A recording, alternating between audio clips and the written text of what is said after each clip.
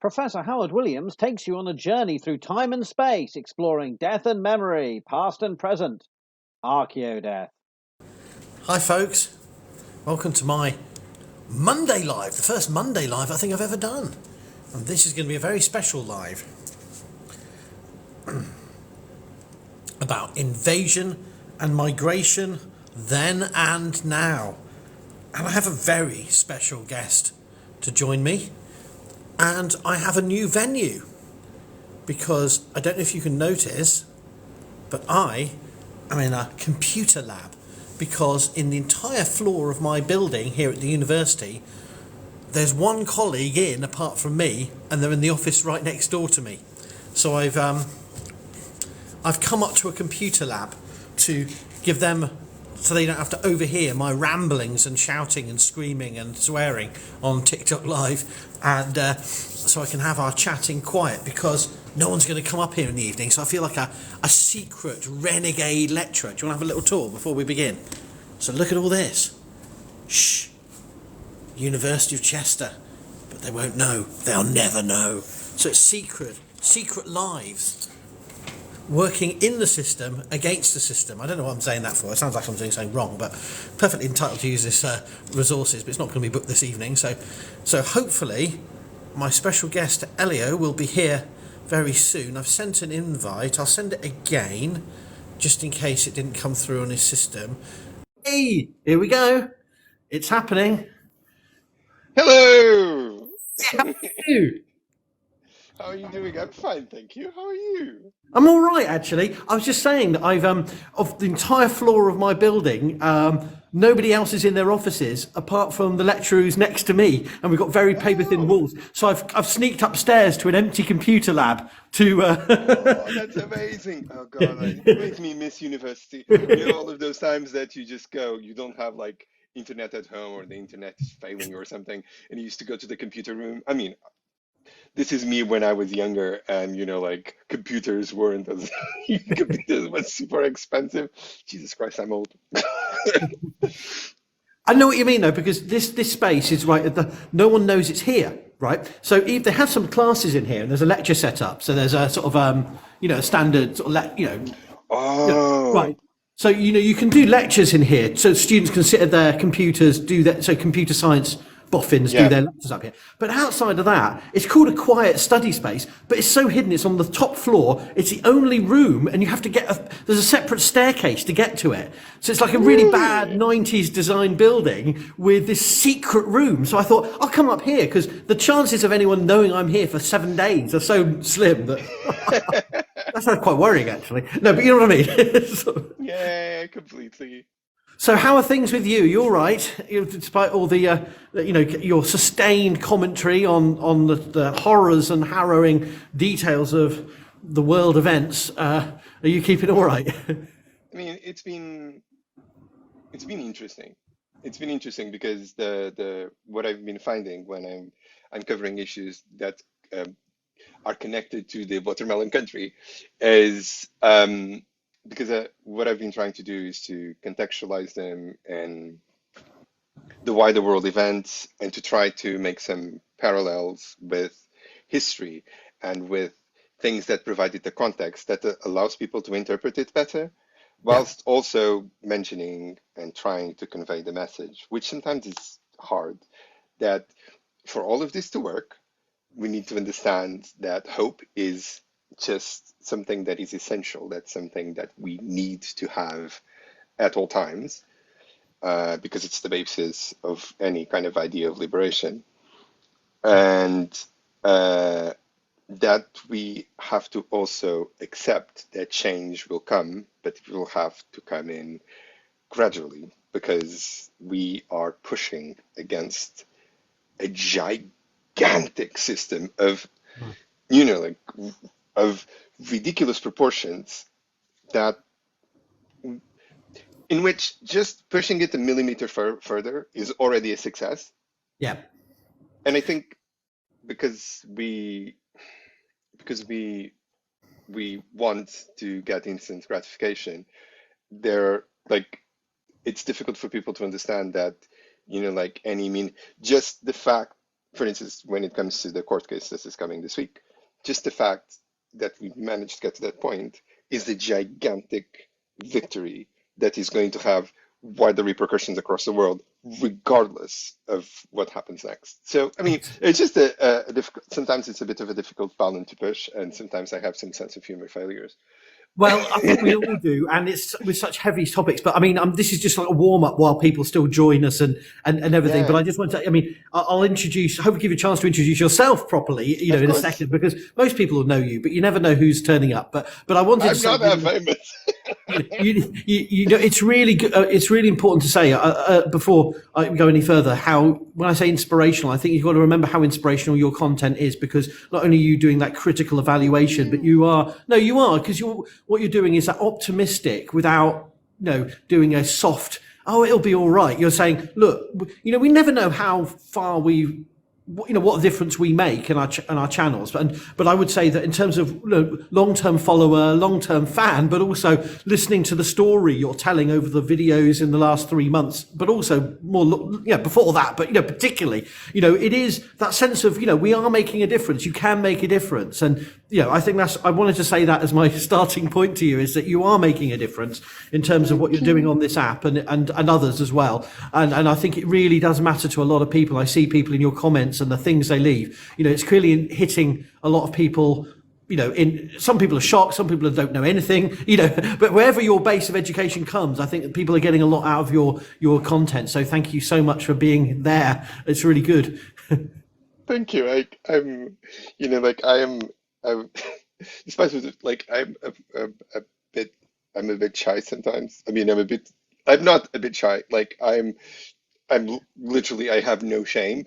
But at the same time, when I receive, like, sometimes when people leave me comments, I just don't know how to respond, because I just feel like tearing up. Because, I don't see, like, because I see your content as amazing, because you you thread the line between academia and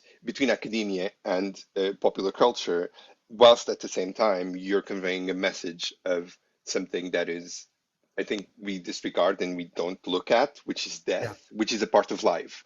But because of the society in which we live in, that, is fixated with youth, with beauty, with, the permanence of things, it is super refreshing, and it's super interesting for me, especially like having a background of archaeology. You speak. Well, you're an archaeologist too, so we could. I did want to thank you very much, but also, it is a real difficult. Just to say, it's a difficult challenge, because there are a lot of academics out there trying to be activists in different styles and in different ways, and those with expertise on the topics that matter, and those that just want to shoehorn their expertise in. And I suppose I'm aware of both extremes, and trying to be wishy-washy as usual and lukewarm in the middle of trying to, when I can see an angle, I try to bring it in. But I think sometimes it can be a little contrived when you go, oh, my specialism is in medicine in the early 17th century. Let me make a comment about this current affair or current news, world news. It's just like, really, did you have to do that? So I suppose it's a balancing act. And also, I'm aware acutely, and I've shared with you, and I don't know if anyone listening, well, if there's people, any of my certain people listening in, but I'm acutely aware over the last 8 months how on edge UK institutions are about what academics say. And I know that it's in a public arena now that my union, the University College Union, are trying to fight back against sort of high-profile academics who've dared to speak up on various issues. But it is really there's an edginess to everything at the moment. You see the communications coming down from on high across institutions, and it's very much like, oh, we're very much against Islamophobia and anti-Semitism. And that's it, and that's the level. And we encourage critical dialogue on X issues, Y issues, there's ABC. No, it's just like, and if you do feel very much that if you make any statement that can be taken out of context, any half sentence, any clause, any word that can be taken out of context, then someone will be on the university's case, on the school's case if it's a teacher. There's that climate. You feel very, people are looking for stuff to be outraged about what you say, even if it's like, I really don't like the idea of people perishing in horrible circumstances. And suddenly, So it is a very, so I value your ability to do what you do and to say the things that many of us feel really frustrated about what we can and can't say. So, Yeah, but it's really interesting because I've been reading this. So I picked up Edward Said recently oh, because yes. I read pieces of Orientalism before, which was his like great work, but now I've been focusing on the book that he did in 1993, which was a follow-up. And one of the things that I found that he has that he says that is really interesting and that reflects exactly what you were saying is that even in 1993 this was happening. Oh, So yeah. because we're having it started off in the United States, but we're having this in terms of, for instance, university freedoms and the people that the idea and the discussions that were around in the early 90s, early to mid 90s about what was the canon of literature in the United States was really telling of what was going to happen afterwards. Because Oh, yeah. we're going to be speaking about migration and we're going to speak about invasions. And I think this kind of fits in because we're going to also speak about, like the role of historians and the roles of people who are interested in history, which is my case, and archaeologists who are historians and interested in history, that is your case. Which is you have a society that at this moment seems to be, especially Western societies, that seem to be in a panic. They are Mm. in a panic because of how the world developed, because of migration, because of like the end of visible extractive colonialism, and like the beginning of this kind of soft imperialism that continues to exploit people in the same time. The idea of Western supremacy kind of faded a bit. Like it faded enough that now the same people who were super bullish in the 40s and the 50s and the 60s and the 70s and even in the 80s of like the canons feel, or that they didn't even have to have a canon because all we read in this book by Edward Said, the things that he mentions, all we read was, like Goethe and all of the, like and Jane Austen and all of these authors that kind of also benefited from the structures of Yeah. colonialism that oppressed the rest of us and the structures of classism as well that oppressed like people like all of a sudden you have a ton of people, like regardless of color, but like the scarier for them is like, black and brown people or women and stuff, or working class people saying, actually, I don't want to read this. Like, actually, I want to put some stuff into this canon that is not there.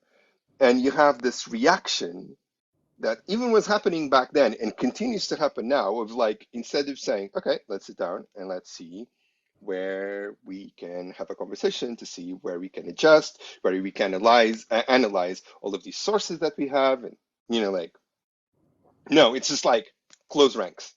We're going to close ranks, and this is like the classics are the classics, and we're just going to be stuck in the classes, like completely holding on to them completely because it's yeah. So it's interesting to see that something that was started off in the 90s continues and apparently is like a pace now, like the oppression that you get at university for not being able to say what you want or I what mean, you it's. need I to mean, do. I'm not saying that. I don't want to give the wrong impression that I'm somehow on the edge of a knife edge, or oh, I'm a victim. Look at me. I'm very lucky in my work and my freedom to say a lot of things. But equally, all I'm just saying is that there is there's an atmosphere, should we say, and it's really interesting because even on other topics over recent years that are nothing to do with, or maybe not primarily on the face of it to do with race, class, and other global issues, there that you can sense it sort of percolate those other areas too. That suddenly everything, and I think my frustrations with academia are many and complex, and I I'm, as most academics, I'm simultaneously either a communist lefty snowflake or I'm a fascist white supremacist on a daily basis. And I'm obviously I deny everything, but seriously, you get accused from all manner of dimensions. But my students look absolutely bewildered when I try and share some of this with them. When I do a third year class on social media and how we deal with the media and how do we talk to broader publics, how do we communicate our story beyond our narrow research. And I do also find they just look complete, but aren't we just studying this? I said, well, it's all linked, isn't it? And they go, is it, and even at that third year level, they're struggling to see how, and you see some mature students when they're in those groups, they go, oh yeah, and this links to that. But it's that we're all in little silos in academia. And one of the things I find really frustrating is that there's a comfort, there's not just a closed ranks, there's a lot of security in the familiar. Just let's go to the same annual conference, let's talk to the same group of people over the same beers. And we'll mention something like, white supremacy, fuckers, class, who likes that, but it's just like, that's it. And then you just go back to, and let's talk about Greece in the 2nd century BCE or whatever narrow area. Let's talk about Chaucer, that's just stuff that you say over a beer or you say at the opening of a paper, but really you're in the same comfortable silo, Yeah. I don't know. That's just my frustrations. No, I completely understand. Because, for instance, in Portugal, when I was studying, especially when I was studying archaeology, one of the things that, like, we were still in the 70s, coming to study in the UK was, discovering about post-colonialism for me was just because I did a whole degree in history and archaeology, and I didn't learn about post-colonialism until I got to the UK. So, like, we were not exactly on VO Gordon, like Gordon Child. We were like, that's where we stopped because you've got to tell me that. Sorry, could you give my audience and me a reminder? Because I thought I got into my head you did an undergraduate degree in UK. You didn't then. So you were. Oh, no. So I did a degree in history and archaeology with a specialization on Roman archaeology in Portugal. But I did, half of it was history and half of it was archaeology, and the archaeology was the practice of archaeology as well. And then I studied in the UK but I didn't complete it. It was a master's course in cultural heritage studies that I didn't finish the dissertation because at the time I was working and, I didn't finish in it. It was like my first massive defeat that sent me off to work in finance for, I don't know, until 2019. So, but my passion was always history and archaeology, has been ever since I was a child. I decided to become an archaeologist because because I saw that scene in that horrible film Indiana Jones and the Raiders of the Lost Ark, in which that there's a scene in the map room where he puts the stuff and then the set. Like, I saw that as a child and I was like, that's it. That's what I'm going to be. Oh, you just missed out on it. That's what I do daily, Elio. That's what I do. That's my life. As you missed out. Yeah, but honestly, like I did a lot of field work. I actually have a publication in also like maritime archaeology, like because it crossed with Roman archaeology and stuff. But like at the end of the day, I think when I was doing my master's course, it struck me how much academia could be an ivory tower of the mind. Oh yeah. And how much academia as well can be profoundly classist. In the sense, because I had financial difficulties and the support that I received was like, I remember going to, like, my tutor was amazing. She was an amazing person. Like the person who had the cultural heritage studies in the UCL, amazing person, amazing academic. But I had to work. So I went to her and said, look, I'm not going to be able to go to that field trip because I have to work that day. And without working, because, like my scholarship fell through, I'm going through some financial difficulties. And her immediate response was, well, you knew that you needed to have the money to be able to do the degree. And I was just like, is that it? Is that the response that I'm getting? So yeah. So it is changing. I mean, at least all I would say is that I've worked Since I got my degrees, I've worked in one institution like that, without naming names, but people can look at my bio. I haven't worked at UCL, but I've worked in an institution where both the attitude of the lecturers and the standard average wealth of the student is. But even there was a lot of students from working class backgrounds. But but anyway, the point is, Yeah.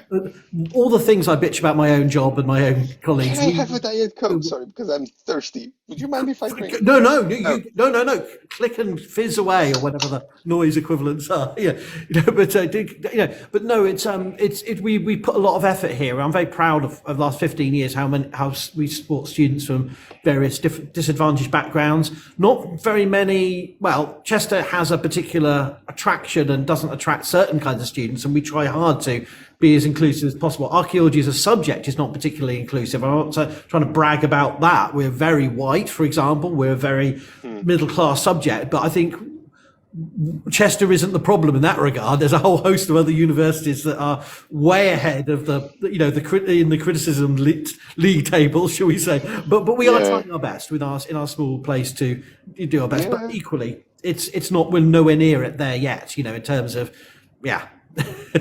Yeah, but I mean, like I just find it like I think that I also like I understood the role of the academic in a bit of a different way. So, like with age, I kind of understood that it is only an ivory tower of the mind if they don't do stuff like you, which is reach out.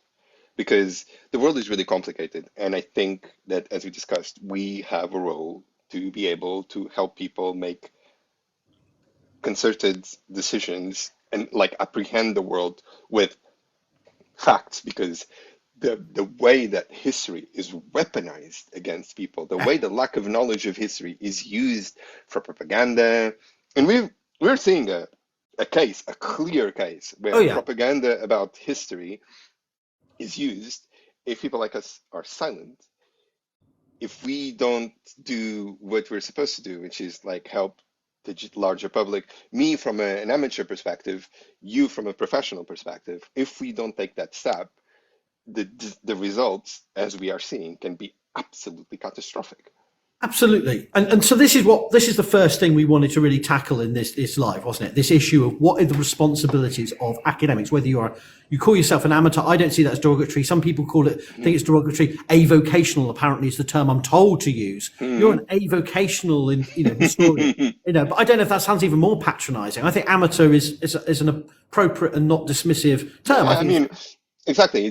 For me, it just means non-academic. I could But wherever you're coming from, we all have a responsibility, whether we're simply in a comment section, we don't do videos ourselves, whether we're, at a conference, whether we're going to a museum, we all can share our perspectives on this, the stories that have been told and how the past is being weaponized. And in my period, I cross-section between medieval studies and archaeology, and lots of people have been doing hand-wringing for generations. Oh, look, someone's taken my medieval history book and said something, or don't like that. And it's like, yeah, okay, well, what did you expect when you did a book called, or whatever it may be? Are you actually shocked? And there's a lot of hand-wringing and, it's a bit difficult. But, we need sort of more practical, robust solutions for this, in my opinion. But I don't know what your take on. I mean, are academics actually stepping up or not? I honestly don't think that they are stepping up enough.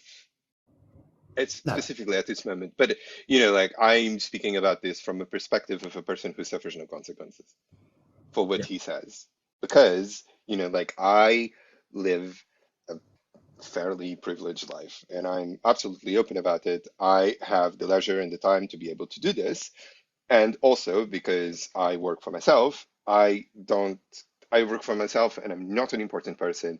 My job is not on the line on this.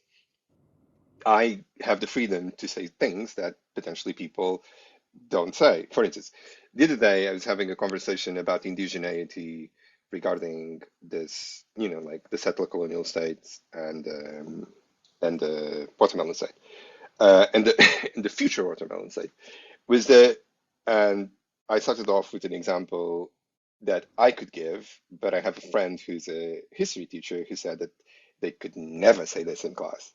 because I come from a place in Portugal called Alcabides, because Portugal was ruled by the Umayyad Caliphate from the 7th century to the 13th century. Like, not directly to the 13th century, because the No. Umayyad Caliphate disappeared at around the 10th century and then was substituted by a series of smaller Yeah. kingdoms and then larger kingdoms and then smaller kingdoms again and so on and so forth. And there was the whole process of the Christian conquest from the north of Portugal.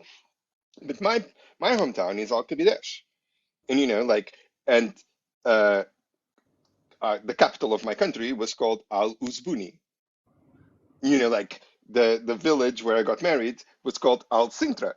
So basically, and our specific type of architecture is Mozarabic architecture, which the southern part of Portugal is absolutely kind of famous for, because it's a mix and a melding of the cultures that lived in that particular period, and that didn't disappear with the Christian conquest.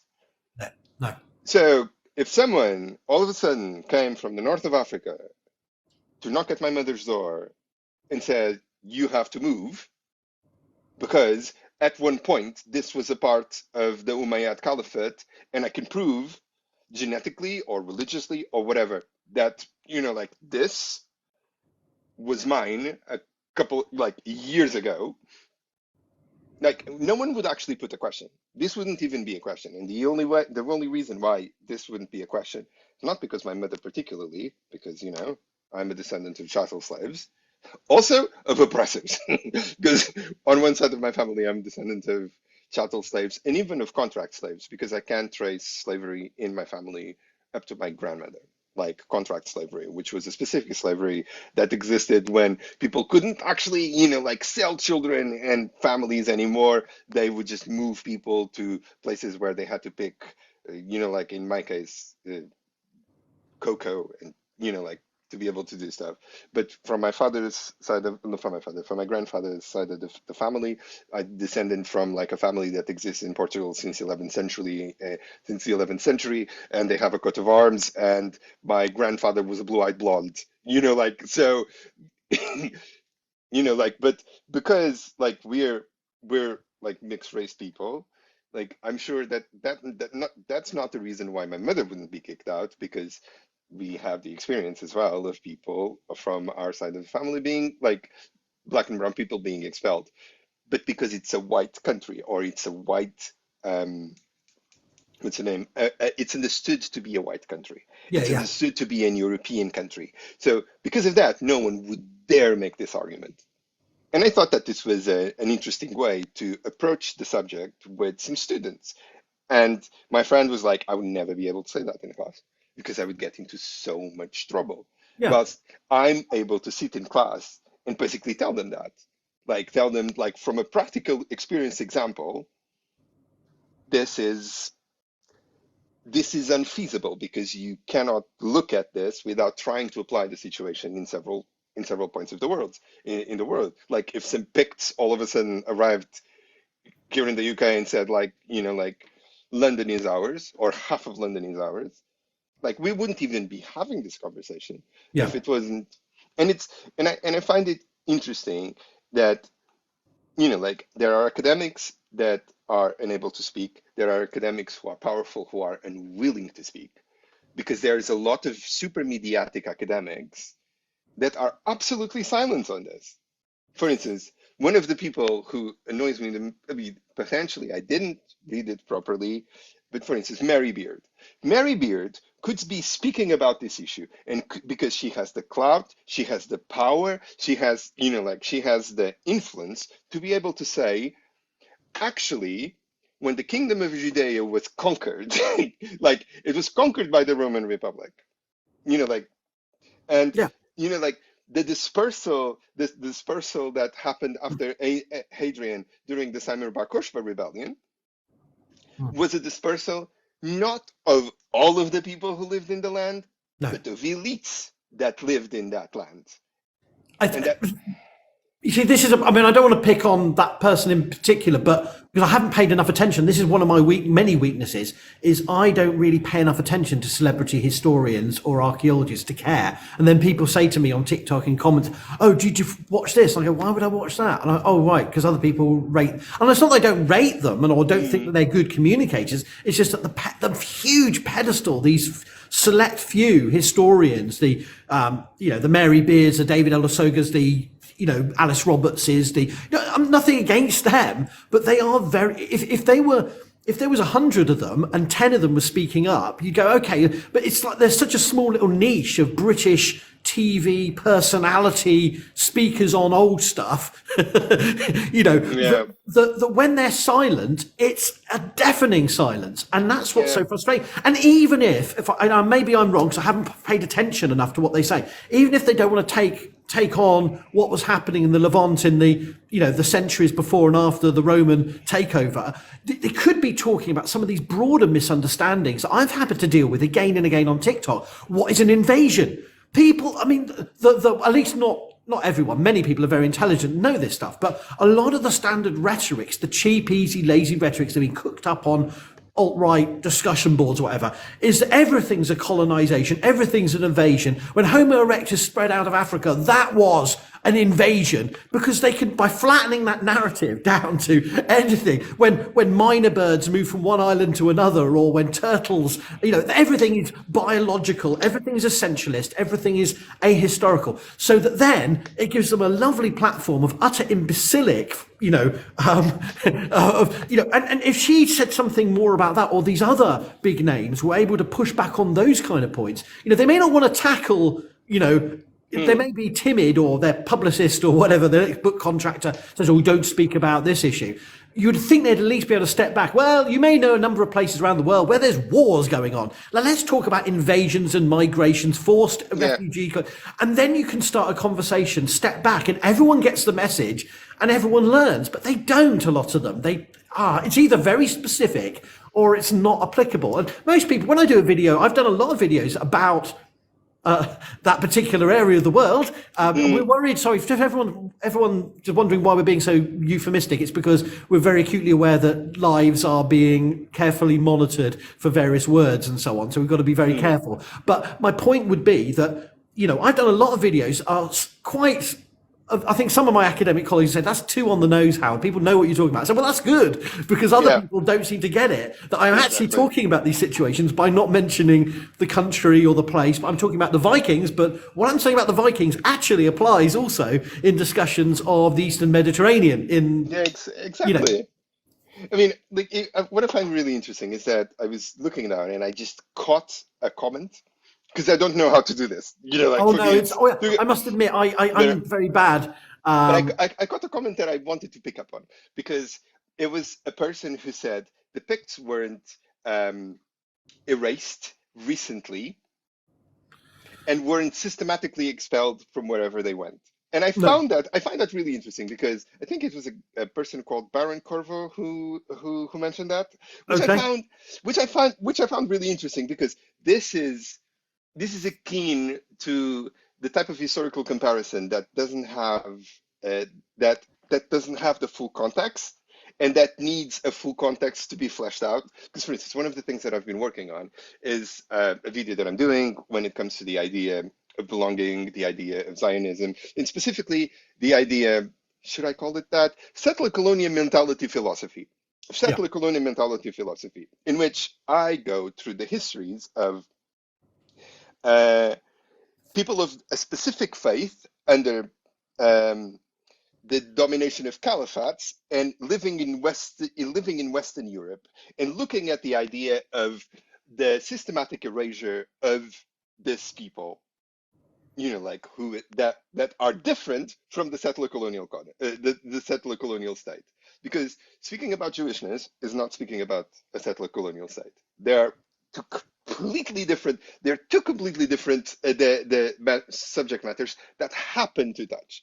And one of the things that I found fascinating, and you as a medieval historian will know about this, is this idea that appeared in the beginning of the First Crusade, and that we saw examples popping popping over all over England, for instance, because York was a place in which there was a horrid massacre in the high medieval period. In Yes. London, there was another place. I was in the Tower recently, in the Clifford's Tower. And it's a place that when I go visit gives me the chills because it is horrifying what happened in that Yes. city. Like, and in London, it also happened. It happened in Lisbon. It happened in places like Aachen. It happened in places like, like Toulouse, Toulon. Like it happened in places like what's the word? God, Basel. Even in Basel, it happened, and it spread out. And people of the Jewish faith were continuously and horrendously made the target of Christian of like it was the safety valve for the unhappiness of the local populations. Mm. So, and this was horrifying, and this continued and continued and continuing, and had a pause during the 16th and the 17th century, where, for instance, Sephardi Jewish people were expelled from Portugal and were expelled from Spain, and they had a diaspora all over Europe, and specifically in Eastern Europe, where you have people who are Jewish but from an Ashkenazi descent, you had a tremendous amount of atrocities committed. I think something like 100,000 people were killed in the late 18th century, beginning of the 19th century during the Cossack rebellion in Lithuania. So all of these people have been out, and in the 19th century, which frames the world in which Herzl, the founder of the Oh yeah. ideology, appeared. So like when the Dreyfus affair happened, which was an event that happened in France in the 19th century, in which the French government was profoundly anti-Semitic because it condemned Dreyfus, I think it's Alfred Dreyfus, a military officer. So basically, they rehash the trope of people who are of Jewish descent not being able to be citizens, and they prosecuted them, and it was absolutely horrifying. And it was a subject like that I hadn't realized how divisive it was. It was like Brexit, like families split up, friends stopped speaking with each other, and people across the globe, specifically in Austria and Hungary, in the Austro-Hungarian Empire, were persecuted. Large families were persecuted. People were attacked at universities, and it's in this context in which Mr. Herzl appears, and in which he designs his philosophy of what he's going to do with the world, like how he can save his people, which is an admirable sentiment. However, he was a person who was not white, but he was a product of a privileged white society that was settler colonialist at the time. So his response was not to respond to the oppression that he received from people in Europe who have been the cause of all of this. Like Mm. we're to blame, and right, it's really fascinating. Whenever I say we and I speak about Western Europe, like all of the white supremacists have like a I have a fit, but we are to blame of all of this. We shaped all of this, but the punishment enacted on this wasn't made on us because in his writing, he says stuff like, like to move to Argentina. He says actually very clearly, we cannot filter into a community. We have to colonize it immediately before they have the chance to push us off. Because that happened in Kenya, that happened in Argentina. So, so I find which this guy ended up enacting white supremacy because this is the environment in which he lived in, and enacting settler colonialism because that was the environment that he lived in, because he disregarded everyone that was not of his particular group and he faced the power of like Western Europe. So he applied to the people, like the philosophy applied to the people that were colonized, Yes. the same horrific things. So when this person, like Baron something something, said, the Picts weren't erased, my question usually is, who erased, who who committed this against, So like people of the Jewish faith here, like It was Europeans. It wasn't.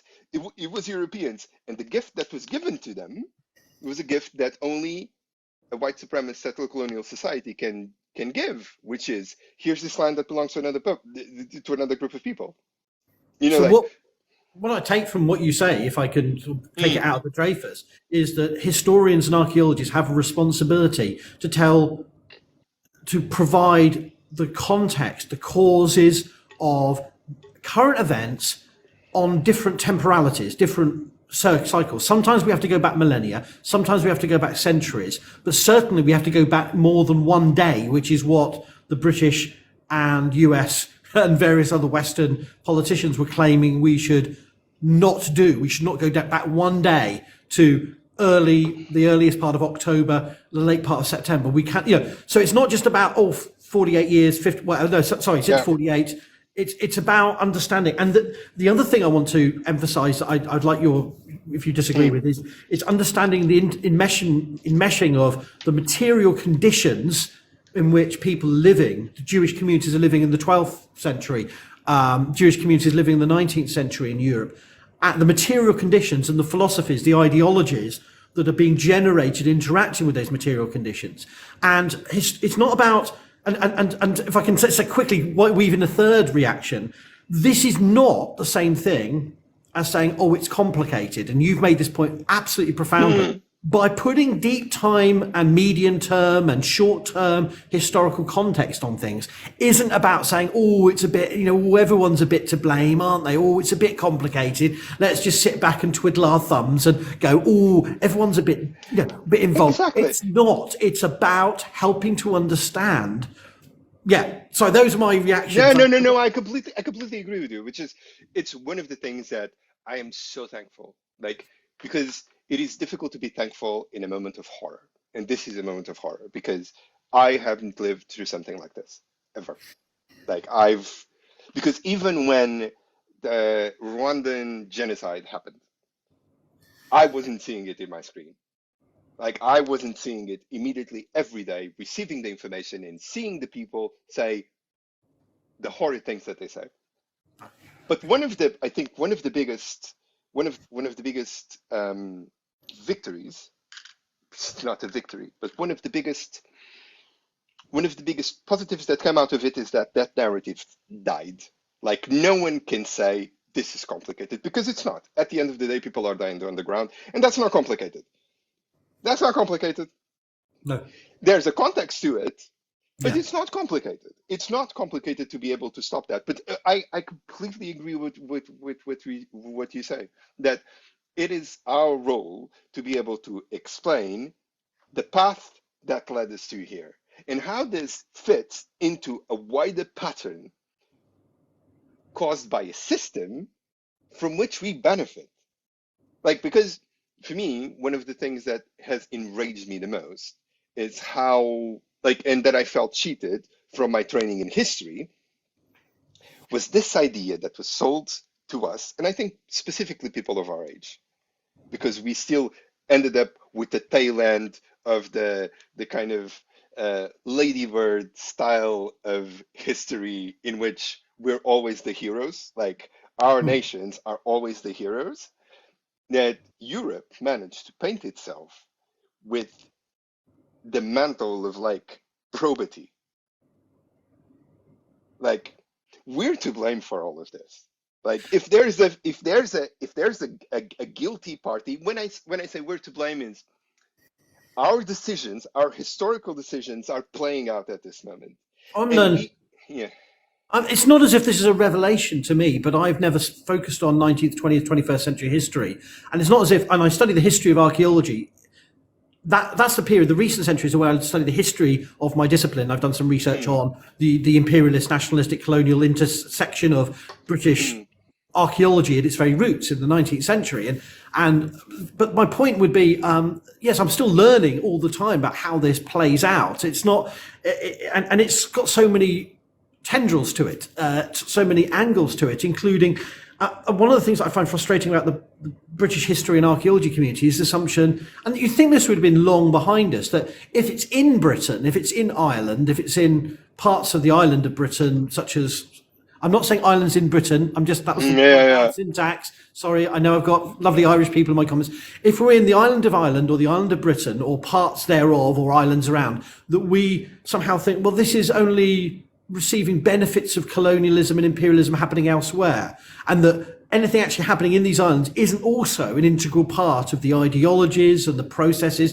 And I thought we'd be way beyond that, but it's really struck me how little that has sunk in. That I thought those lessons were well learned, but then I tried to talk to students, I talked to border communities. They go, "Oh, this has nothing to do with that." And I go, "Well, look, you've got a faux medieval castle just down the road from me here on the North Wales coast, built with money from sugar plantations, and that was Exactly. reinvested in slate quarrying. That then the proceeds from the slate quarry." And people said to me, "No, it's from the slate quarrying." He said, "Yes, but they bought all the slate quarries and made their money from the proceeds of an earlier generation." So it's multiple Exactly. generations, and the castle is a fantasy of neo-romantic architecture, and it sits there with a tiny little National Trust plaque saying, "Oh, remember slavery." And you're going, no one's going to understand that. I know it's better than nothing, but that's not helping people Yeah. make the connections. If they're trying, and it's not, it's better than it used to be, but it's 99% of the wordage and the visuals are about toffs. Oh, here's Queen Victoria visiting. Here's the son, one of the sons of Queen Victoria, the future George the whatever. Here he is visiting for a medieval pageant in 1890, whatever. Here's, it's all just toffs in frocks and, Yeah. and it's not, no one's making the connections, I suppose. And I'm sorry, I ended up bashing on about the National Trust. That wasn't my primary function or target, Yeah, but I think it's a broader issue of a very landscape. There's not a single inch of the British landscape that isn't part of this story, is I suppose my point. Yeah, I mean, like again, this from this Edward Said book that I'm reading. Like he speaks about Mansfield Park. Actually, not Mansfield Park. Let's speak about what was my favorite Jane Austen book. It was my favorite Jane Austen book because I had never read it. I had only seen the film adaptations of it, and the film adaptations or the series adaptations carefully cut this part out of the. I have to go and check the name of the book. It's I think Persuasion. It's called Persuasion.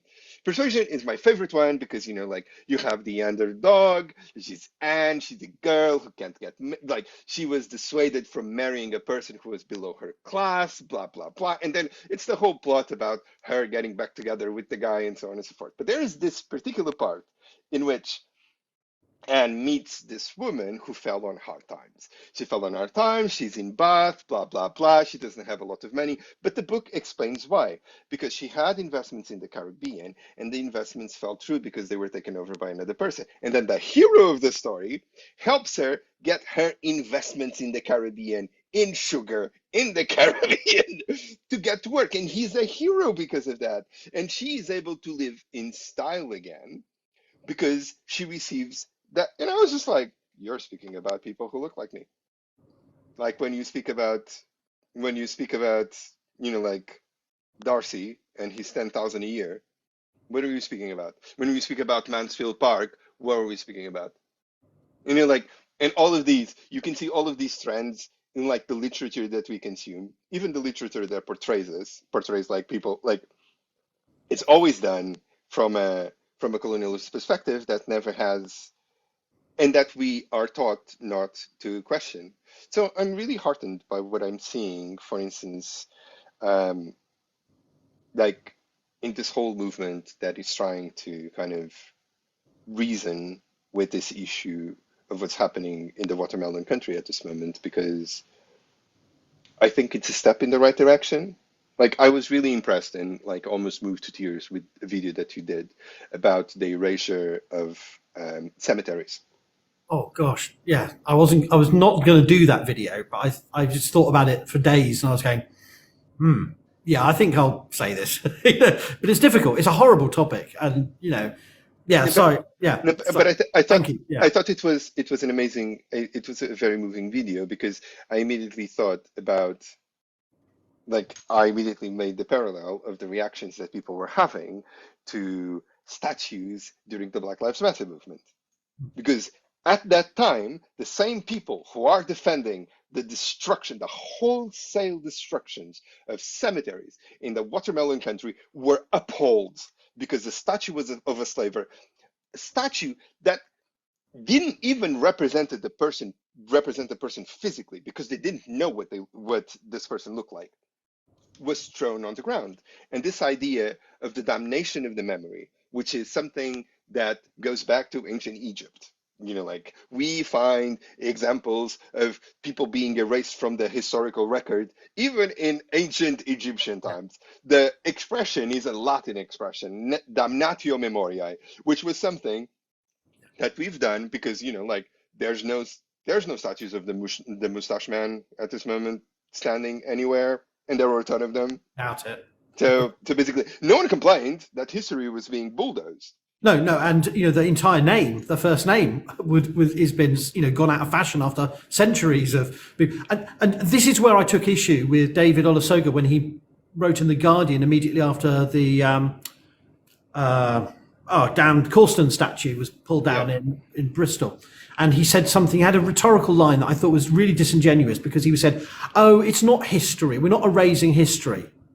And I thought, yes, you are. And that's what we should be talking about. These monuments are not the history, but they are the materialization of ideology and power and privilege that should be tackled, challenged, recontextualized or removed. And I felt that was a little bit disingenuous because the idea of damnatio memoriae, as you say, is goes back not only deep time, and we should be challenging these statues, but we also have to see, we can't change the narrative just when it suits us for one side or another. We've got to be able to see that, if you're deliberately using your military to bulldoze tanks through a cemetery and you go, "Oh no, we were just looking for terrorists in those buildings over there," or we just had to have a cleared space and we didn't want to knock any more houses down. No, it's the same thing. It's the same thing. And I'm not trying to say BLM are equivalent to the military of that kind of. I'm saying that these statues are the way in which those official histories are enshrined. So yeah, I thought a more robust articulation was needed because I think also, like, I think in that case, because we live in a world of slogans. Because we live in the world of slogans, I think erasing history became a slogan. And became a slogan that was decontextualized. And for people to be able to understand it, I kind of get why he said that it wasn't erasing history, because the context in which this was happening portrayed people who erased history as barbarians. And one of the things that I'm finding fascinating about speaking about history in the public, and I completely understand where you're coming from. Like, I completely understand where you're coming from, because we should be able to say we can erase not history, but the expressions of history. As you said, that's what happened in 1945, because every statue was, and likewise with the various other regimes we could mention, Like Stalin, there's no Stalin statue around. Like, there's no Stalin statues. They were all taken down. And there are some statues of Lenin, but far less than they used to. Like, there was another comment that popped up here that I found really interesting, which is like, so how far do we go back in terms of like how we look at history? Because this can go back millennia. My rule of thumb, I don't know, like, if for modern history for you is the same. What are the nation states that still exist? Like, what are the nation states that still exist? Who's still profiting from all of this mess? Because, for instance, every time that I speak about slavery, like, there's a person who comes up, but the Romans, but the Ottomans, and I'm like, show me the Ottoman Empire. Show me policies, like who's still making money from the Roman Empire? Some people say the Catholic Church, and I go like, but like, who's still making money from the Ottoman Empire? We are still today living off the benefit of chattel slavery and colonialism. Like, that's the base. That was the base of extractive capitalism. Right? Yeah. So my rule of thumb, particularly when it comes to this particular point, is I follow the money and I follow who are the people who are still benefiting today from this.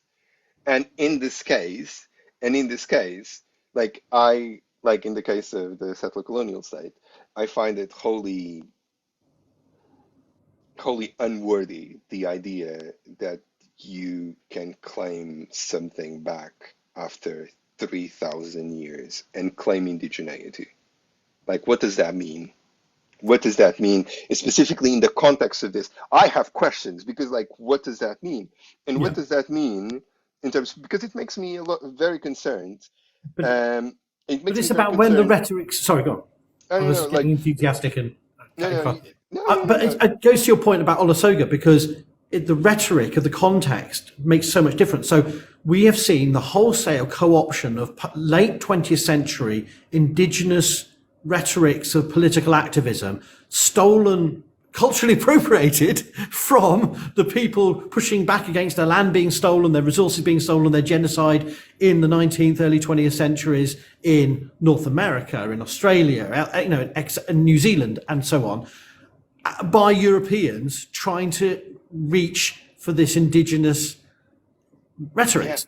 And it depends on some, and it's never an easy thing because some points I go, I see what you're trying to say, but do you realize what this is doing if you took the same argument out of Nebraska and slopped it onto Wales or onto certain parts of the Near East or certain parts of North Africa? What you're doing is you think you're doing some kind of equation. We're all indigenous. We're all holding hands in some Coca-Cola advert. No, you're not. What you're doing is you're overtly manipulating, culturally appropriating that rhetoric, not from people who've literally had their land stolen from them, but so that you can do the same to others. It's perverse twisting of rhetorics, isn't it? yeah, and it's perverse as well because it's so recent. Like, this is such a recent phenomenon because because I think there was a perception of the power of the indigeneity and of the power of words, because I still remember the time where people just would just say, for instance, that they were normal.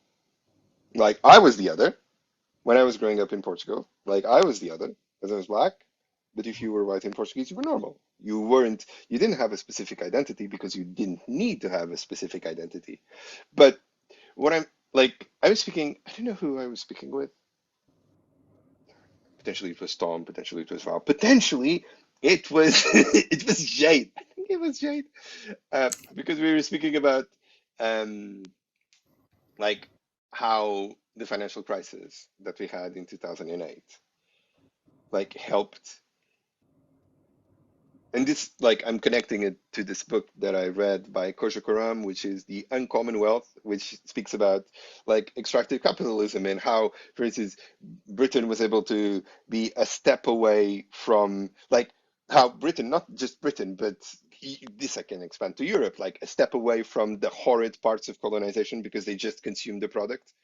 And when we, like black and brown people in Europe, although we were exploited as well, we were seen as pets rather than as tools, which was the way that we were seen in the Caribbean. So it makes sense that our humanity was potentially like that the start of like the abolitionist movements, like not the start of abolitionist movements, because black people have been trying to liberate themselves for a century. Like, they never stopped fighting, and the reason why slavery was over was not because of Wilberforce, it's because it became too costly to maintain that amount of people completely caged and enslaved and like mistreated and dehumanized.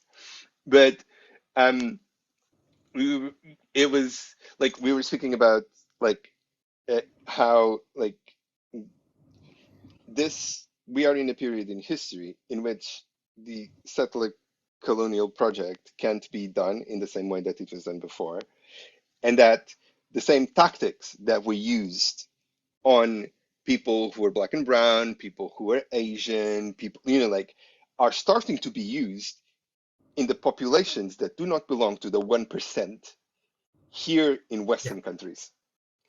Like, they're starting to be, because the same tactics of exploitation, of, like, of trying to debase the resources that people have to be able to survive and thrive, and the accumulation of health is making like, and what was once a prize, which was like the concept of whiteness, because it put you like at a different level than all of the people who weren't that, is stop is stopping, like, it it is lessening in importance when it comes to the differentiation that it gives to the life that other people have, like the lives that people live on the ground. And I think that potentially is one of the reasons why people are starting to claim indigeneity, because people want to be seen as, like they want to make sure that people don't still understand that they are Well, kind of oppressed, that they are oppressed as well. They are a part of the oppressed classes, I mean, at which, one level, I think yeah, that can be constructive. I mean, it can be. I think it's good that every white person in the United States doesn't want to be called white, apart from a few, and they will want to be Irish American or Scottish American or Welsh American or English.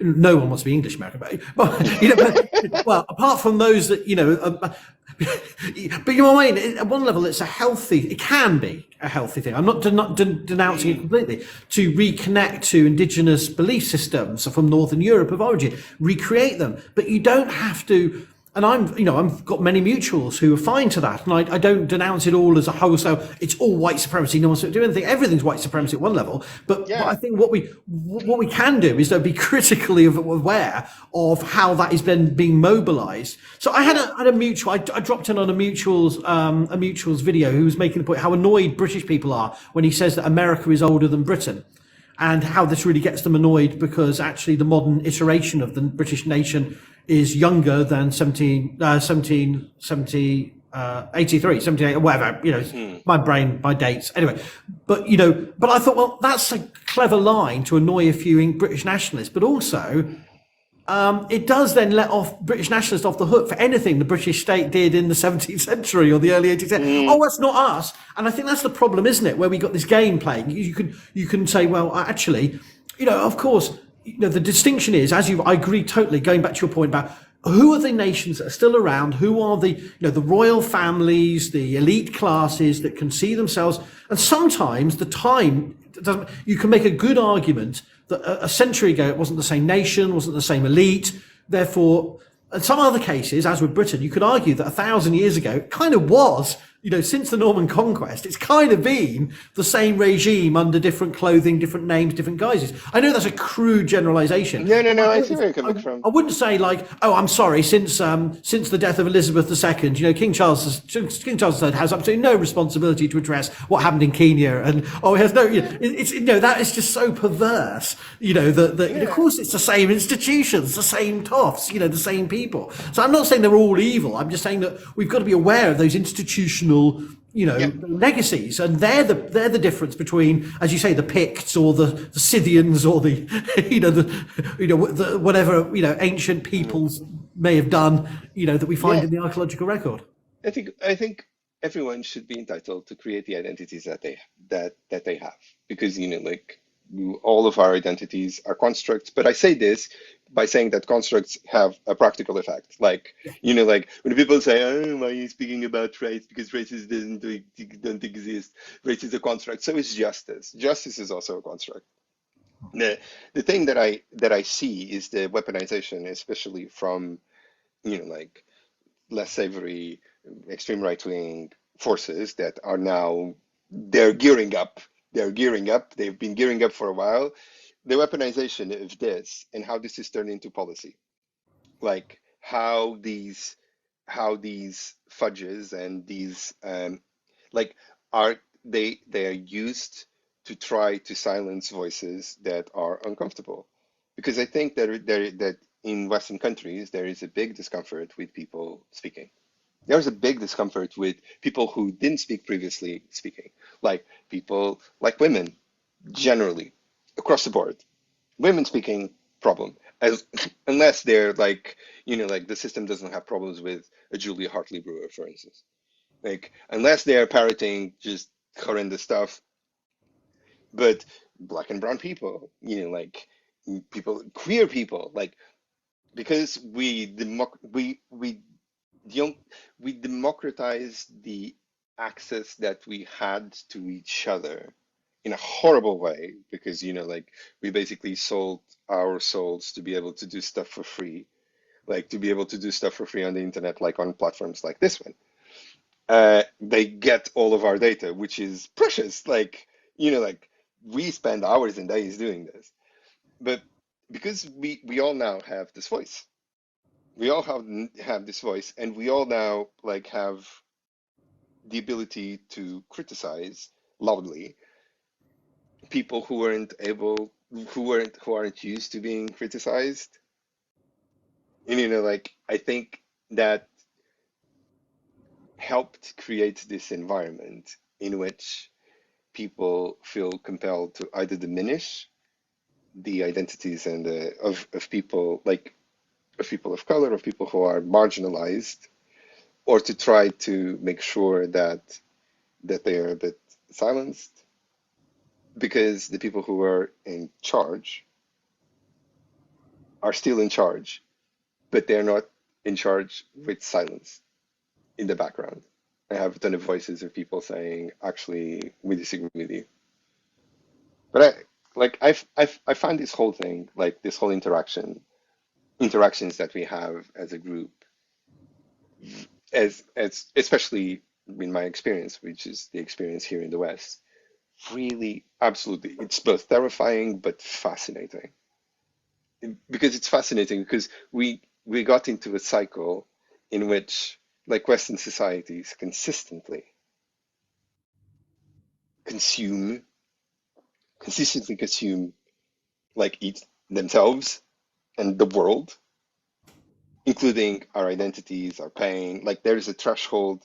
So you've heard about that absolutely horrid story of that reporter who lost all of his family, and his last son was killed. And I found myself, like using the image to put it out there to say, hey, see this. But there is something so profoundly dehumanizing to pick up that man and his pain and use it to try to persuade people that people from the watermelon country are human. And this is a part of like our consumption strategy. To be able to perceive this person as human, we need to consume all of his pain, all of his hurt, to be able to understand. And that's almost parallel to what we're doing to the planet. And I, like, I'm no different. I think we're the products of the society in which we live in, but it is just absolutely mortifying and horrifying to see that. I think our the societies in which we live in are kind of, they're scared. They're scared because we're speaking about migration, for instance. What's happening with people fleeing from warfare? How many times has this happened? Like, how did the Angles arrive in in England? How did the Normans arrive in France? I mean, that's the question I have and I struggle with is, does any of that deep time story matter? And when is it best that historians and archaeologists just shut the heck up? And when is it helpful to actually pipe up and say, because like when I did a recent stitch of, I don't know, politics, Joe, whatever these videos of interviewing some morons on the street, and you always get extremist views, and then I'm doing a stitch of it and mocking someone for saying something dumb to the camera. And I think I rarely do that. In fact, I think that's the first time I've ever done that with a news TikTok. But I felt deeply guilty of doing that because yes, it was another shaven haired white guy going, problem these days, But the problem is there is an educational value in me doing that because then I'm able to say just some basics that people might not know about the Norman conquest, just light history light. And I think, well, that's a bit patronising. That's a bit of exploitative. Or if it's, and I haven't done this, but when I really, But I think it's difficult because at one level it's doing some good. Another level, I feel very much like I'm drawing into a symbiotic relationship with these other platformed morons who are saying hateful things. And I don't want to be, it's a difficult balance I find, and I struggle with that, I must admit. So I don't know what your take is on it. I think that you are correct in doing. I think that's what historians should be doing, not in a mocking fashion, but doing it. Because what I see from my online presence, what I hope, and that's the way that I started this channel, and that's how I'm going to continue it, is I see myself as giving people weapons to be able to use once they're having a conversation with their nearest and dearest, or when they see a situation like happening in front of them.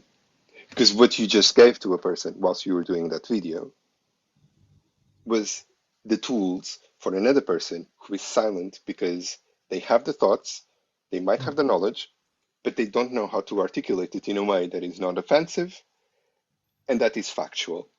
Yeah. And if we have that information and we are able to tell people about this, like to just say, well, like there have been waves of immigrants, of people who are fleeing warfare or people who are fleeing drought, and like they have existed throughout, like they have existed throughout history and so on and so forth. This is just like the latest iteration of this happening.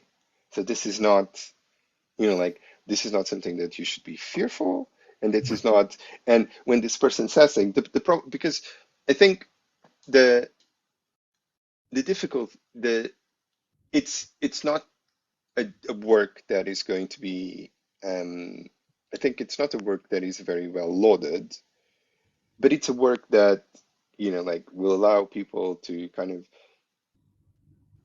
send up like little waves of change within their communities, because they will be able to feel self-assured and empowered to say, I actually heard Professor Howard Williams, who is a professor at the university who knows what he's speaking about, and you, who took this from Reddit,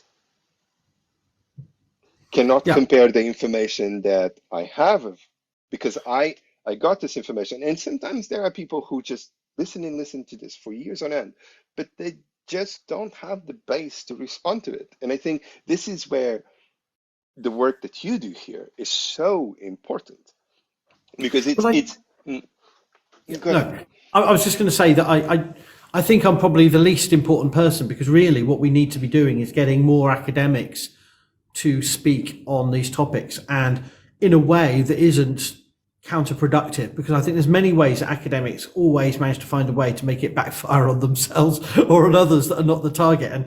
And that's what I'm worried about is making constructive, with the proviso that every TikTok is so utterly unsearchable that if someone saw me say something, where do they find when I said that if they want to check back? And that's the frustration for me, is that, but with that problem aside, we all face that. I think it is important that, people see the connection. So when I'm editing a book at the moment, right? And it's about early medieval burials, right? And one of the contributors is talking about a Viking period cemetery that was discovered in 1942. And the circumstances of that discovery were, they took laborers from the nearest camp to clear some ground. Jesus. And they found the Viking graves, right?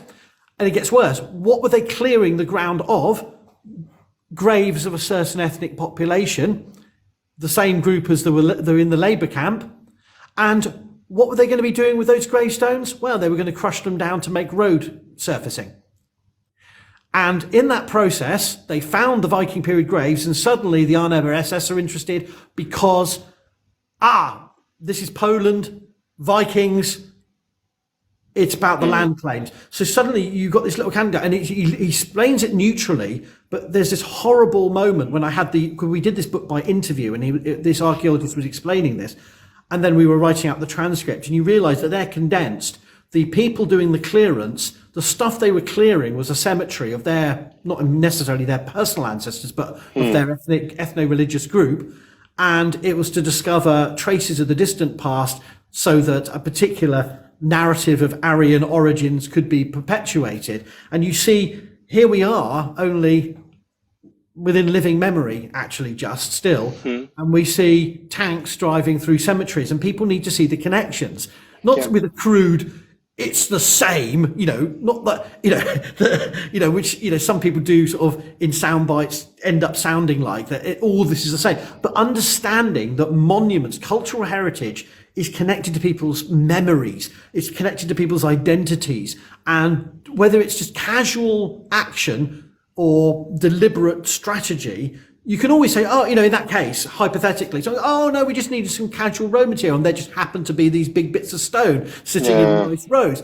No, this is part of a conscious erasure process, and it's happened across the world to different groups, and we cannot be silent about those parallels. I don't want to sort of do a video where I go, this happened in this period and here's the exact same thing, because there's always someone who go, oh, it's a bit different though. But it's about helping people create those connections. That's, I think, what you were saying, and I think it's really important we do that. We create those connections, not to create a one-to-one, but to see this is how horrible things happen. This is how this is how genocide works. This is how always the word. This is how it's always started.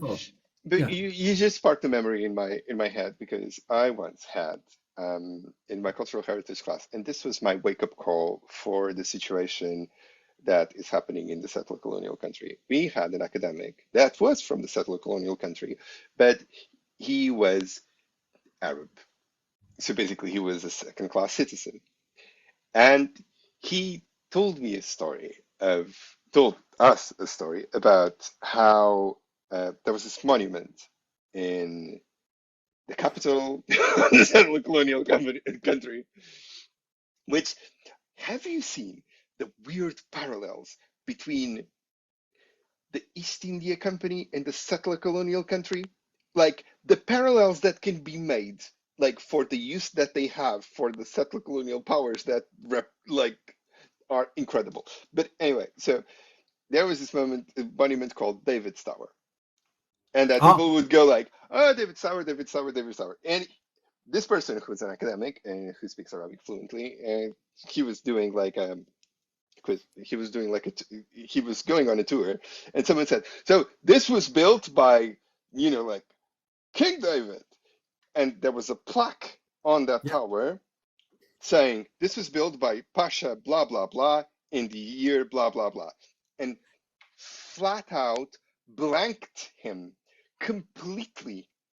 Flat out blanked him. And that when it comes to archaeological digs, the archaeological digs are they're meticulously looked at. They're meticulously looked at because there are whole periods of history that are literally erased or considered unimportant, to be able to arrive to the point that people want to arrive, so that they arrive to the conclusions that they want to arrive.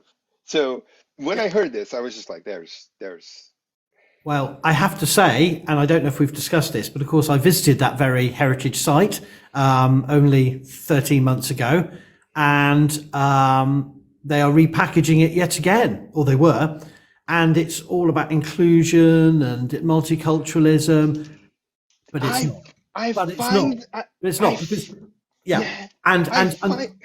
obviously, I was very torn about whether I should even go and what I saw, but I've learned a lot, and I'm keeping it mostly to myself I have shared things on video, and what I found really shocking was that, and this is no revelation to me, archaeology and history in Britain are still in service of British imperialism long after British imperialism is dead, resurrected, and still, we're still in service of it generations after the end of the British Empire. So I say that ahead of myself before people think I'm just bashing another country. I'm talking about that we are still, despite all of our nice words, institutions and their individual academics are still in service of those stories. Even if we're critical of them, we're still, and likewise, in that particular settler colonial country, the archaeological fraternity are still implicated heavily in a very explicit ethno-nationalist narrative, right? And it's shocking to see the international tendrils of that. So when I was at that event, and I was talking to academics from that particular country, I think I don't get travel much. I don't have the budget or time to do much traveling. And then I realized these academics that I'm talking to in that settler colonial country are literally come back. They've been to more of the UK than I have since COVID, or another one I'm talking to. Oh yeah, I came here. I'm from California.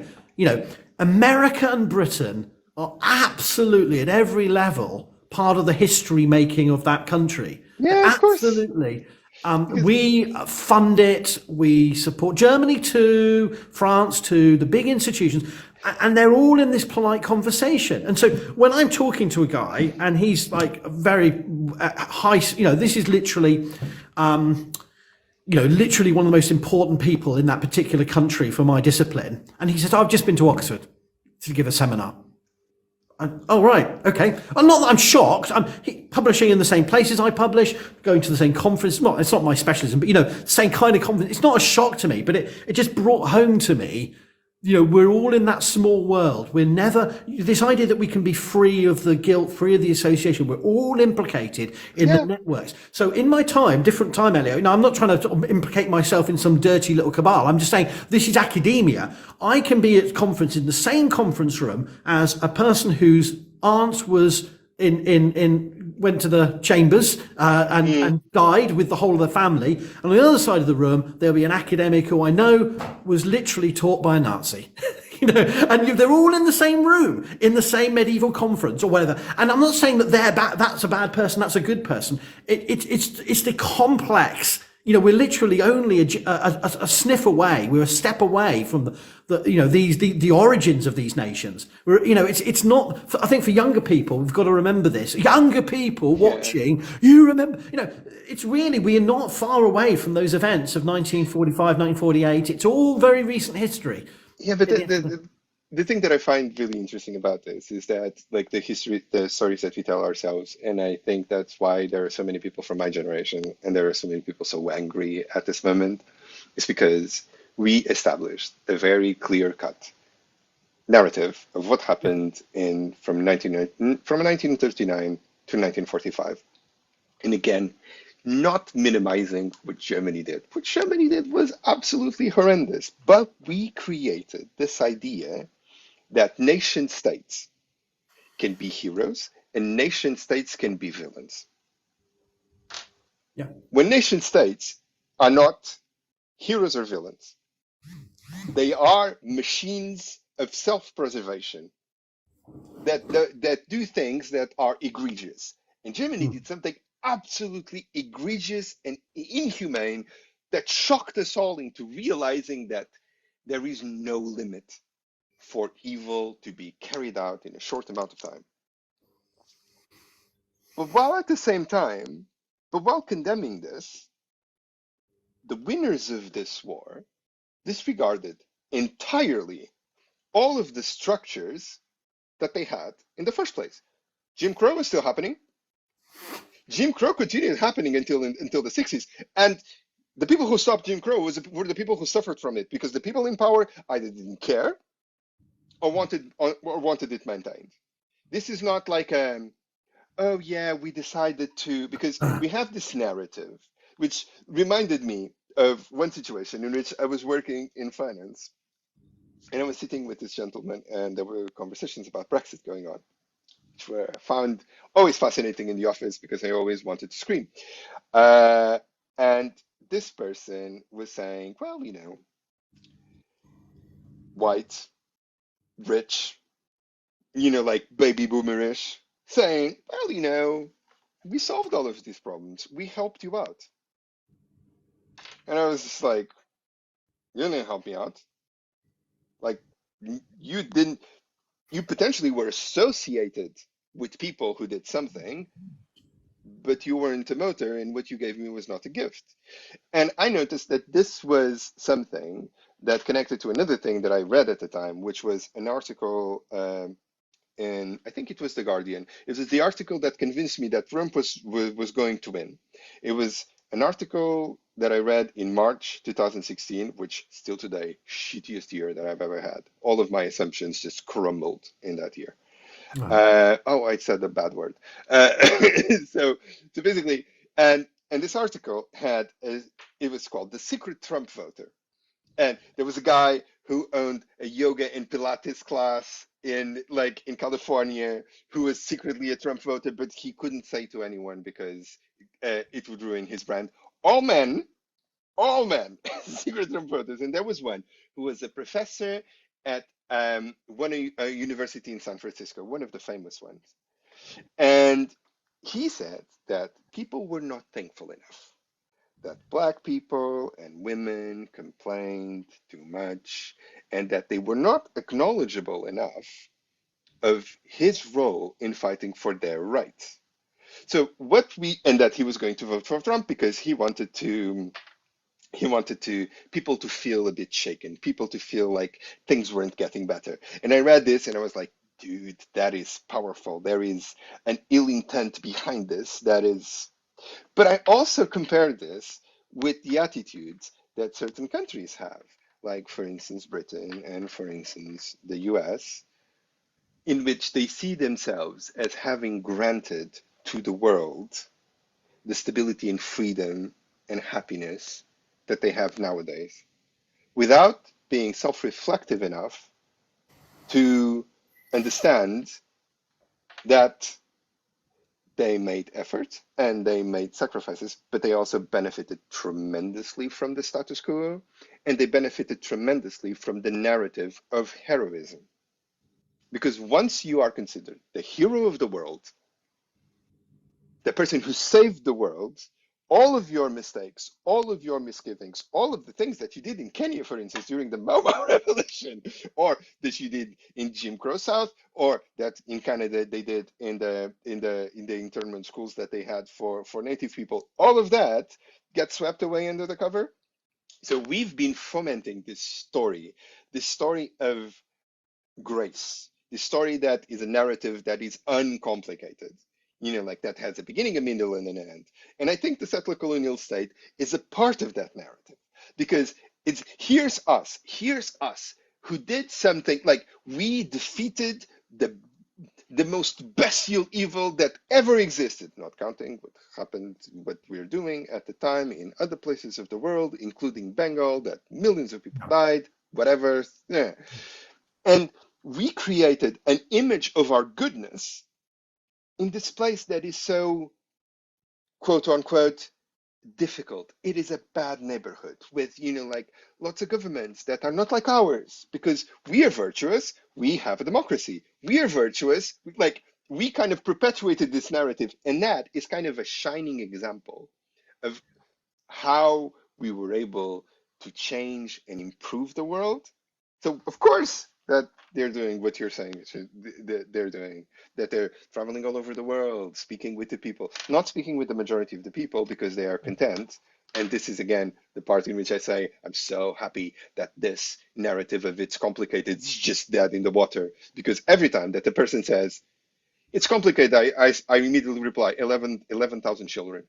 Like No, all that's I my can. stock response. That's my I mean, stock but it's not. When response. I say no people are a monolith, is not again, and that's not saying Yeah, that it's a new. It's. I'm not saying it's complicated. But when I was talking to the yeah, academics there, I was acutely aware that I was yeah, talking to academics who'd, as teenagers, had gone to prison for refusing to serve in occupied territories, who were, by Western standards, were hardcore socialist, had stood with, and they were absolutely quaking in their boots about what was going to happen.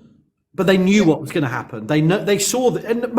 most intelligent people, saw what was going to be happening with this, and that's the horror. And then equally, I was exposed to other kinds of characters in that same, who were doing, as you said, with your, wealthy boomer comment, it were just absolutely, yeah, those people down the road. I mean, and they could have been talking about a certain, they could have been talking about the wrong neighborhood in South LA.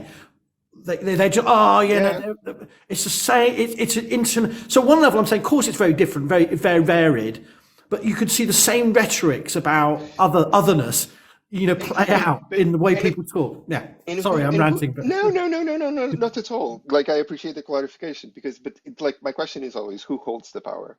Like, who holds the power, and who gets invited, and who gets to travel, and who gets the funding? yeah, Because who gets the funding? Because there are tremendously good people. Like, there are tremendously good people there. I mean, I'm not going to slate the whole country, but no, it is like, so my family were settler colonialists. Like, my family was settler colonialists. Like, I did it in a video, and I'm writing an article about this, about like the experience that my family had in 1961 in Angola, and the experience that some people from the settler colonial country had in the 7th of October, uh, which was the experience was like there was a revolution. There was the begin. There was a beginning of a revolution in Angola in 1961, and I remember my uncles and my aunts, who are the descendants of, again, a guy who moved to Angola in the turn of the century, who was blonde and blue-eyed, and who all of a sudden got a gigantic, what's the name, a gigantic coffee plantation that allowed him, and he was a good colonizer. Like my grandfather was a good colonizer in the sense that, like he married a black woman. He, like he treated her well. He had all of his children, like all of his children bear his name. Like he sent them to university. He treated his employees well. And he treated his employees so well that one of them saved my father's life when he was captured by a militia that tortured him for years. That was, like one of the Henry Kissinger militias in Angola. And he basically saved my father's life. But what does that mean?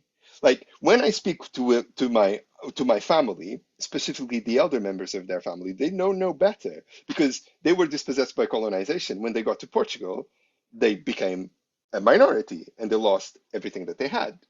But their response to this is, why are they doing this to me? Why are they doing this to me? We were the good guys. Why are they doing this to the good guys? And my response to that is, because you benefited from a system of oppression on which you were on top. You were the good people because you decided to choose to be the good people. But at the same time, where did your money come from? Where did the base of, like, because for instance, when I went to school in Portugal, my father was a street sweeper for many years. My mother was a cleaner.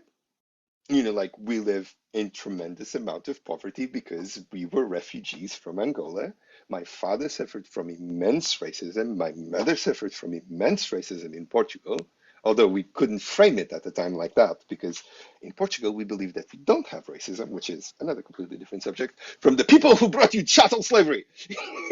I've seen your videos about Yeah, that. That's shocking, but yeah, very helpful to understand. yeah. Yeah. So, but like I never had any doubt that I was going to university. Never crossed my mind that I wasn't going to.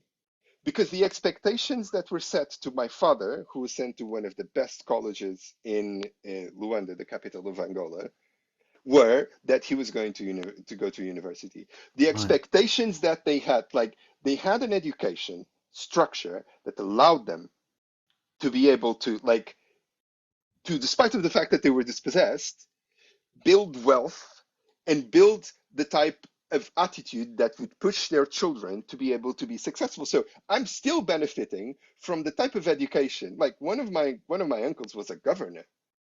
Like, so to be able to get that, there were a lot of people who had to be exploited. So despite of the fact that, and that's how I see, like I read an article from a person who lives in the settled colonial nation and who's a psychologist and who wrote the most tone deaf article that I've ever seen in my life because he was saying, yeah, like I've I'm from the settled colonial nation, so I moved here in 1983 after I finished my degree, and it was like, so you're not from there, right? You're from the United States where you did your degree. Like, yeah, like, and my hospital, and I'm trying to speak with Arabs and people who are not Arabs and so on and so forth, and I want them to get along, and I got them all in the room to be able to have a conversation about this. And it's just like, you completely don't understand that the Arab colleagues that you called into the room had no other choice because you are on top of them. You are on top of them. He was like, yeah, but we're good people and stuff. And this hospital is at the site of said massacre. And I went to investigate what massacre it was, and it was a horrifying thing that happened in 1948. That hundreds of people died, women were attacked, like absolutely horrifying. And this person was writing this. He wrote this article that was published into the Atlantic, and he was still thinking that he was the good guy. He still didn't understand why it happened because he did, like, because my family, for instance, the village that my grandfather, one of the villages that my grandfather had helped found in Angola, was swept away by militants who did absolutely horrifying things, and they were shocked. But they also don't understand that they were like at the top of a system of oppression. So one thing I wanted to ask about, and I don't know how much you've read into this, how much geneticized identity, particularly with DNA, has featured in the discourses you've seen. As So a, because some of this is obviously archaeology, paleogenetics, the connection between the two. yeah, I mean, so it's really interesting because I have a friend who's a very close friend who's a Sephardi Jew who explained to me the reason why there are no genetic tests in the settler colonial state. And apparently, it's not because of what people say. It's because people don't want a society that is already divided to be further divided. They want to create a homogeneous idea of Jewishness within the settler colonial state. And what a genetic test will do is quantify exactly how much of what you are. And they don't want that because that can, that can fizzle things out, that can fray a society that is already prone to be divided. Because, I read an article in the FT, like I consume vast amounts of information, because I have a dog, and there's a ton of newspapers that have audio sections, so I listened. And one of them was about a person who was they were friendly to Arab people in the country and to Palestinians and so on and so forth. And she was like, "Oh my God, but I'm at this moment, I'm so torn." And she was like, and she was saying, "Well, again, the I'm a good person I send my children to one of the few mixed heritage kindergartens in the city," and you just go like, "Do you listen to yourself? Are you listening to yourself?" And when it comes to genetics and when it comes to movements of people, this was one of the things that I immediately thought about. Uh, was that I cannot believe that people don't understand that just because an area is conquered doesn't mean that everyone moves out, that everyone is killed. There are cases, for instance, within the Vandals, when the Vandal kingdom in the north of Africa was conquered, that there was, a specific objective to separate the population and so on and so forth. But the majority of cases, you just get new overlords, like, Yeah. because the situation on the ground for the peasants doesn't change. That's why Yeah. when you do an archaeological dig, sometimes you find in the same strata different types of pottery, like pottery that is fashionable for the people, like the prestige pottery, that, like the people who are receiving the money, like whatever, like, or the people who are making the money, and the pottery, like the crap pottery, like the pottery that, like, they're mixed together because people just keep on living, sometimes in the same place under different rulers. And one of the things that I always find fascinating is when people, especially people from the settler colonial state, who like are isolated in terms of information, which, like, there's a part of me that wants to give some of them a bit of grace because the level of disinformation and of myth making and of nation building is so intense that it takes a tremendous amount of curiosity to be able to bypass those barriers, who says, "Oh, no, no, no, because they came later." And it's like, you cannot even concede that these people are the descendants of Canaanites. You cannot even conceive that these people are the descendants also of the kingdom of Judah that existed there, but that stayed there and changed and adapted their culture, their religion, their practices, and that there's like there's a meshing of all of this of all of these layers of cultures that all leave like a tiny trace, like that belongs to a whole, and that create like the variety of cultures that we have nowadays. So it's, and I always find this fascinating how people are just very quick to say, yeah, like, we were all expelled by Hadrian. Like, everyone from this part of the world was given travel papers. Like, except like how do you dismiss the idea that, like, a place that has been occupied consistently since the Neolithic, like consistently. It's one of the most occupied places on Earth. Like how, like, and I immediately thought of you because I was still at the time responding to these types of questions because I didn't understand that they were a trap that shouldn't be addressed. But yeah, so So I just find it but fascinating. it's interesting. People need to be aware of how palpable heritage sites and archaeological narratives are to the settler colonial projects. That people think, oh, it's just distant past. It's not tangible. But one site that I could mention where you see a sequence and physical structures with a narrative. Not, I mean, well, there's the archaeology that you can see that we were told by the archaeologist, and that's one story. Then you see the presentation of it, which is simultaneously trying to serve a ethno-nationalist narrative, but also a American Christian pilgrim narrative simultaneously. So those are combined. That's the point I was trying to get at earlier about how interconnected all of this is. That it's a Zionist narrative, but also it's a narrative that serves Christians. Oh yeah, But when you see that sequence, and the sequence goes Bronze Age, various Temple other One, different ethno Temple One, terms. Temple Two, So Temple One, Temple Two. yeah, it goes right the way through. Oh no, I'm doing with a different one here. So this is a slightly Ah, different one. But they have that, and then it comes up and it goes to the Islamic period, like 1,000 years. Like nothing happened at this site. This site is on all the trade routes. It's got the only water for miles. It's like you're telling me that no one went there because the second those Muslims didn't know where to find water. Is that what you're telling me? But anyway, it's funny. It's funny. But then, there was lots of archaeology we just kind of obviously just got rid of to get down to the interesting stuff. yeah, no, but That's what it's like.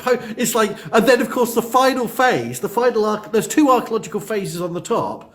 The second from top of the cake of this site, was the British phase, which I thought was like, yes, but it's true, and it was just like chilling, hilarious, and chilling at the same time. That sense of, oh God, we're a phase of history. Of course, we're a phase of history, yeah, But it was just weird to see it in that heritage presentation style, like we were. yeah.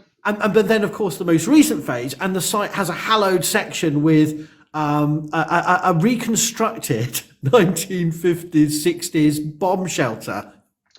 Jesus Christ. And so the narrative on this one site goes from Bronze Age through the biblical times to feed into right the way up. And then I talk about who's managing this site now. Is it the state authorities? Oh no, we don't have the money for that, so we give it to an American Messianic group. Yeah, So so there's so many layers of yeah. of agenda. It's not just the state peddling an ethno-nationalist narrative. It's, oh my God, my brain is still frazzled. 13 months on, and that's why it's understanding how this is all interconnected from in tourism. Yeah, but The external narratives. I find it really interesting as well. Because this doesn't happen. Like the building of nationality is really fascinating. For instance, I'm even afraid of saying this because I'm going to be beloved. For What have I instance, done now? no, it's not you. It's just like look at Greece. Oh yeah, well, indeed. Look at the Greece because like there's classical Greece, and then there's the Roman occupation or Roman Empire, and then there is the Byzantine Empire, and then there are like a couple of centuries or 3 centuries of Ottoman occupation. Do we speak a lot about that? Do we speak a lot about that? Do we? And then afterwards, you have a nation that was like you have a liberation process, like of an autonomous region, and then you have a nation that is built, but whose identity, which I do not challenge, jumps from 19th century to the classical period with nothing in between. Yeah, Like yeah. I remember watching the Olympics I remember watching the Olympics, and I was like the presentation of history, and I was like, there's something missing there. There's a part of that story that is missing, which is, like completely understandable. It's like, but I usually find that the weaponization of history is such something so absolutely fascinating. But the fascination at this moment when it comes to the settler colonial state is the horror. It Yeah. is the horror, and it's a horror that is, I think, revealing of um, the despair of a government and of a system that potentially won't be able to stretch itself for much longer. Because I mean, you can continue to do this, but like I read an article today that was fascinating that spoke about the Houthis, the Houthis in Yemen, and it said that the Houthis in Yemen managed to stop 85% of the traffic that goes to the settled colonial nation in the Red Sea. 85%, like, and Well, they could have and done it it easier though, Andy. They could have just like steered a massive tanker wrong in the Suez Canal. exactly. But No, sorry. yeah, no, but it was, and one of the things that is, like I have this maxim in my life that I try to follow, and I urge people to follow. If you can't be kind, be smart. If you can't be kind, be smart. Look at your own self-preservation, which is what I think when I see like kind of white supremacists on TV saying stupid stuff, like, or when I see, like people here in the UK, including our Labour leader, speaking about processing migrants outside of the country, blah blah blah. It's like Europe has a deficit of population. We're dying. We're literally dying. We're too old. We're too old. We can't we can't deal with, like, but still we're cutting off our nose to spite our face to maintain this idea that we have of ourselves. And one of the things that there is an article by Nasreen Malik, which is brilliant. She's a brilliant writer, Nasreen Malik, in the Guardian, in which she's speaking about the geopolitics of this atrocity, because I refuse to call it a war. It's not a war. Uh, this atrocity, in which they're looking at the unexpected side effects of this, is that in every single living room in the Middle East, every single living room, the images that come through the Middle East Eye, through Al Jazeera, through Al Quds, that are, of which I have to say, I read an art. I saw an interview with a really amazing settler colonialist state, a journalist who fights actively against the apartheid regime. Like the choking off of information in Israel, in the settler colonial state, is tremendous. People don't see, like, the news do not show what is happening on the ground in the Waterland state. They do not show it. They tried to make a protest by putting posters in the middle of the capital, putting posters, and people angrily tore them down, like angrily tore them down, because no one wants to see what's happening. Like they want to keep themselves at a wide remove. So they are keeping themselves at a wide remove. We in the West, those of us who are not on our phones, are keeping ourselves at the wide remove as well, because all of our what's the name, our legacy media, which has been widely discredited for this, keeps trying to make a both-siderish approach and so on and so forth. And throughout the whole of the Middle East, the only thing that they see is the horror that is happening on the ground. This is a recruitment tool to the Yeah. worst people in the Oh, world who it's will not unraveled. care. Exactly. Like this is they are creating like they are creating Hmm. a generation of people whose sole thought in the world is going to be revenge and liberation. Hmm. And this is, and not even people who belong to the watermelon state, because they are amazing people who are resisting an occupying force. So But where does that? How do you stay hopeful then for the next generation? If it's all right for us sitting here going on about how it's really important to have a voice, it's very important to have a historical perspective, but is that all just dust in the wind when we're dealing no, with such no, powerful no, forces? Such no, no, a no, no. I think the hope is that we move a millimeter forward. We move a millimeter forward because at this moment we're all here having a conversation about this. If this happened 10 years ago, we wouldn't have been. One of the things that people say is that this doesn't change anything, but change is so cumulative. Look at the protest for the war in Iraq. We didn't stop the war, but we discredited all of the politicians that were associated with it. The United States was never able to wash itself from the stain of what happened in Iraq. We lost all of our trust in the government in a way that we hadn't done before.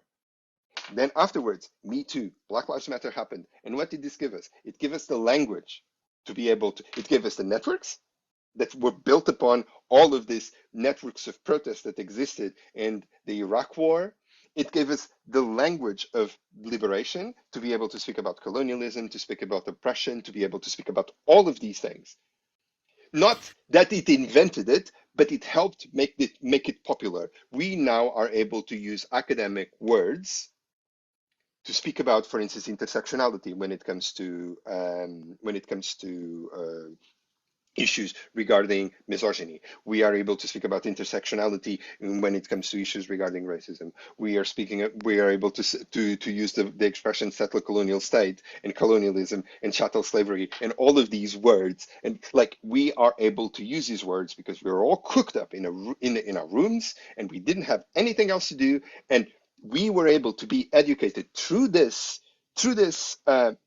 network of people, like because we're like all singular individuals, but there's so many of us, and there's people like you who come here and who are able to share information that is a piece of the puzzle, because we are all kind of different pieces of the puzzle, yeah, we've and all we got all yeah.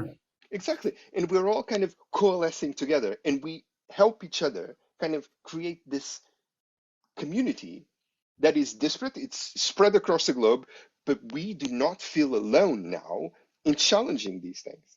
And if, like I get a person who's never done anything in their life to do a click, to write a message to their MP, no matter how useless that message will, like the useless way in which that message is going to be received, if you get a person to hear someone speak about the Norman invasion and to speak about immigrants, and because of what you say, they're able to say, actually, no, these people are they are my reason for hope.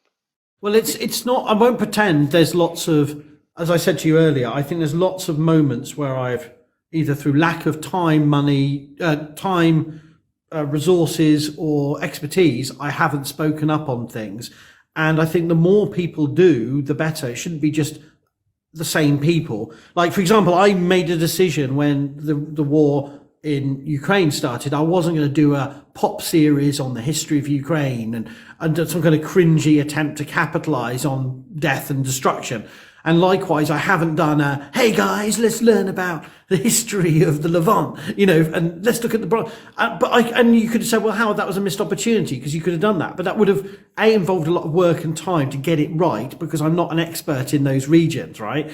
But I have done, then I've taken my time. I've done a couple of YouTube lives, TikTok lives on cultural heritage in Ukraine. And I will likewise not go away and come back to these issues, but it won't be on a news cycle timeline. So it's about. So what I'm trying to get across is that I'm acutely aware that I've missed opportunities and also failed to capitalize on. No, but that's the problem. Sorry for interrupting. Yeah, That's the yeah, problem. That's the problem because we can all do more, but we can't because we have lives that we have to yeah, live at the same time that this is happening. So if you're doing something, no matter what it is, no matter if you did it once, you did one thing that is good. yeah. That is something that is laudable. Like we need to get off because, for instance, I saw a video here on TikTok that just left me absolutely insane. It was a person who was saying, "Oh yeah, blah blah blah. Like you shouldn't be contacting your representatives because you need to do a revolution." It's like screw off, for want of a better word that I feel like using, but I'm not going to use. Like People are not going to riot in the streets. The majority of people are never going. The majority of people are afraid because they have lives and they have livelihoods and they are afraid of even speaking up. If a person speaks, if a person does a like, if a person does one thing and nothing else, it's something, because it's better than doing nothing.